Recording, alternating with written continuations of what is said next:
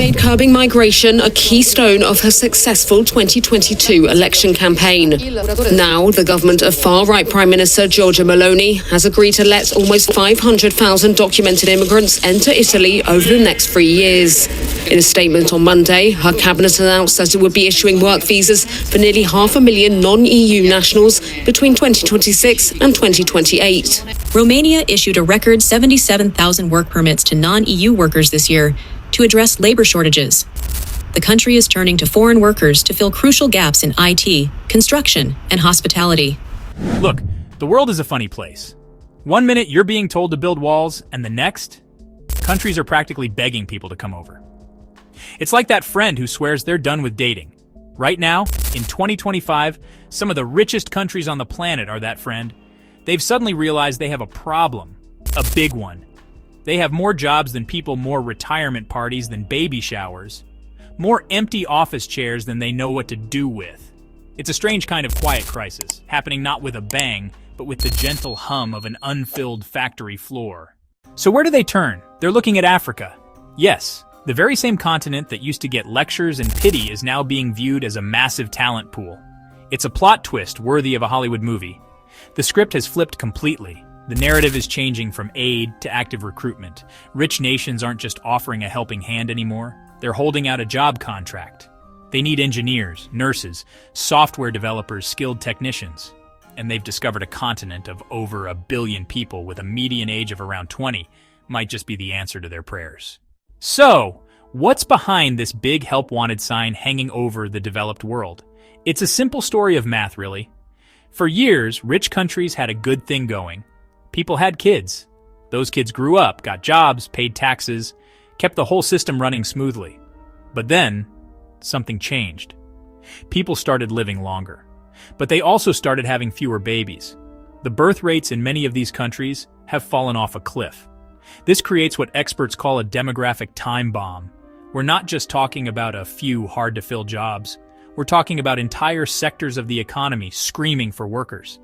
They have the infrastructure, the capital, the technology, but they're missing the human element to power it all. So, who exactly is rolling out this welcome mat? It's a who's who of the G7 and beyond. These aren't just random countries. They are economic powerhouses that have realized their future depends on immigration. Leading the pack is Canada. Canada has basically made immigration its national brand. They've got a points-based system.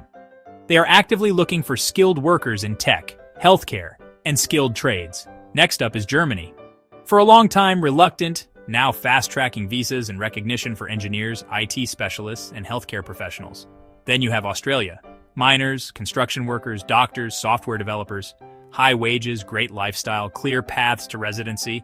The UK retooled after Brexit to attract high-skilled science, tech, and health workers. Japan, long closed, is creating specified skilled worker visas.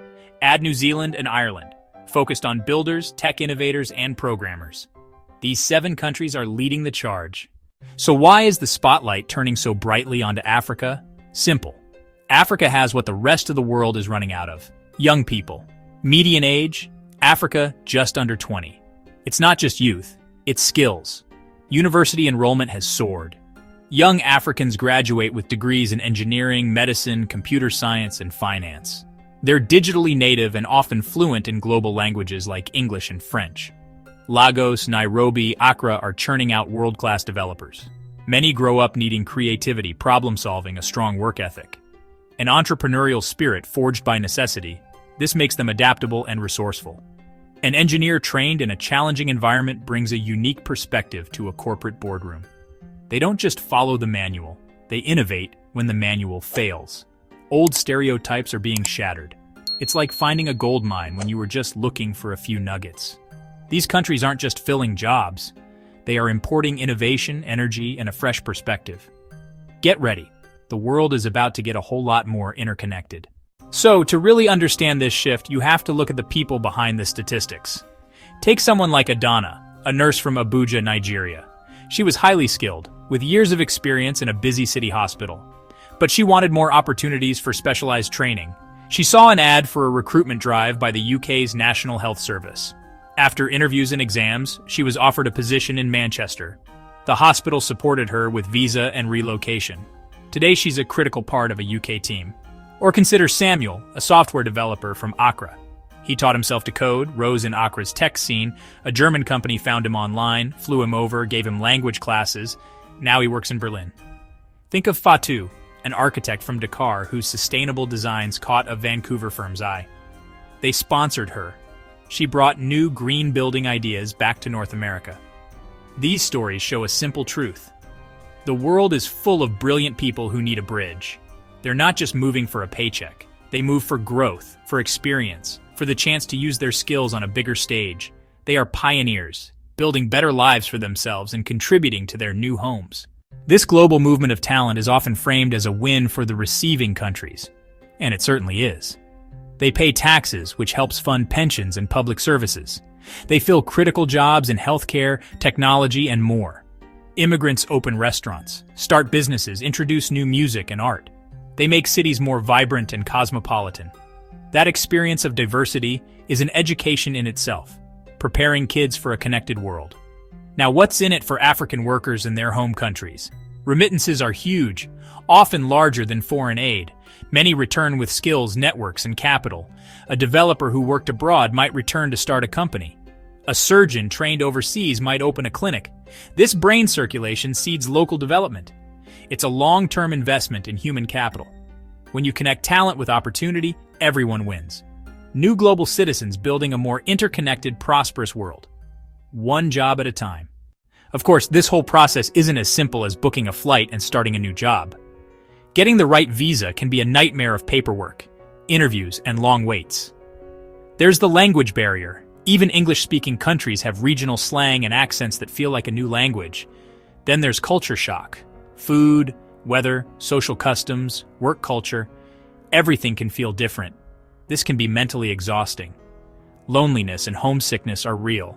You miss your family and the familiar sights and sounds of home. Building a new support network takes time. It's a long, patient process. There's also the risk of exploitation, unfair labor practices, qualifications not recognized, jobs below skill level. Racism and xenophobia are real problems too. Overcoming these challenges requires incredible resilience.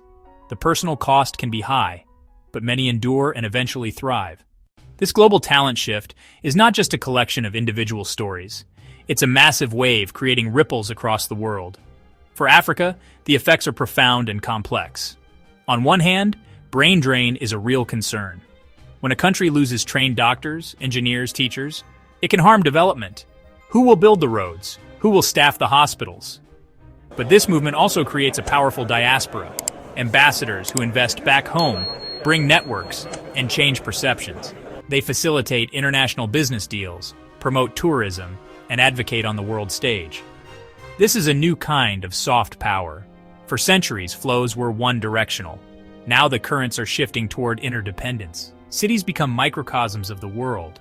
Institutions must adapt, fight racism, promote integration, make everyone feel valued. The rich world needs Africa's youth and talent. Africa's talent needs the world's opportunities. It's a more balanced, dignified relationship built on mutual need. Looking ahead from our vantage point in 2025, it's clear this trend is not a temporary blip. It is the new reality. The demographic forces, aging in the West and a youth boom in Africa, are only going to get stronger. This means the global competition for talent will intensify. We are at the beginning of what could be the largest brain exchange in human history. The big question is, how can we make sure this exchange works for everyone? How do we maximize benefits and minimize downsides? For rich countries, invest in language training, recognize foreign qualifications, fight discrimination, see immigrants as future citizens. For African countries, invest in education, keep diaspora connected, offer incentives to invest or return. Turn brain drain into brain gain. The future could be one where talent flows freely to where it is needed, creating a more dynamic, prosperous world. A kid from a Kenyan village could design bridges in Germany. A Canadian founder might build the next big thing in Lagos. This isn't just about jobs. It's about building a shared future. Subscribe for more stories on how the world is changing, one job at a time.